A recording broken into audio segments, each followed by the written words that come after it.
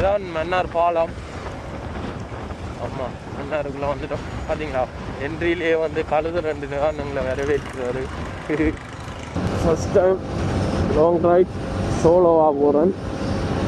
சீனண்டா இந்த phone holder வெடிச்சிட்டு இதில் இப்படி வச்சுட்டு இந்த கேண்டில் ஒட்ட திருப்பி விட்டோன்னா அந்த லொக்கில் இந்த டேங்கில் போகிறது அப்படியே தெண்டுப்பட்டு அது டிக்கண்டு கட்டுச்சு. கேண்டில் திருப்பிக்க நான் பெரிய நேரத்துக்கு வெளுக்கிற வேண்டி இருந்தது. 6 மணிக்கு வெளுக்கிற வேண்டி இருந்து கடைசியில் வந்து 7 மணி 7:10 தான் நான் வீட்டிலேருந்தே வெளியே வெளுக்கிட்டேன்.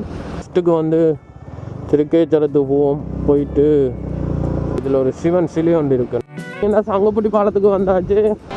கடை ஒன்று இருந்தது. முதல்ல நான் வடிவா தெரியல என்னன்ட்டு வந்தேன்னா ஒருத்தருமே இல்லை. ஆனால் அதில் பெல்ஸ் மாதிரி அந்த சீமந்தால கட்டி இருந்துச்சு. இதில் வந்து மரக்கட்டி ஒன்று போட்டு கிடந்துச்சு. சரி, இதில் இருந்து சாப்பிடுவோம் வண்டி இருந்துட்டேன். இப்போ பார்த்தீங்கன்னு சொன்னால் 2 பக்கமே வந்து சோலார் லைட் இருக்குது. ஒன்றுமே வந்து வேலை செய்யா சும்மா தான் போட்டு கிடக்கு.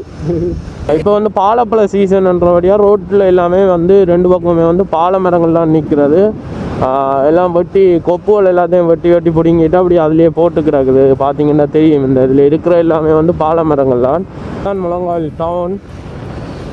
இதில் ஒரு பெட்ரோல் செட் ஒன்று இருக்குது. செப்பட்கோட பெட்ரோல் செட் ஒன்று இருக்குது. இதான் வந்து முழங்காயில் ஃபுல்லாக. ஓகே, போவோம். இந்த சந்தி தான். இதால் அப்படியே நேரம் இந்தியாவில் போனோம்னு சொன்னால் மாங்குளத்துக்கு போவோம். என்ன 45 கிலோமீட்டர் இருக்கும் என்ன இருக்குது நாங்கள் போகிறதுக்கு.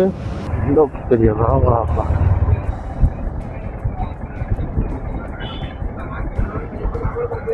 ஓகே, வந்தாச்சு. இதுதான் அந்த பெருக்கு மரம்.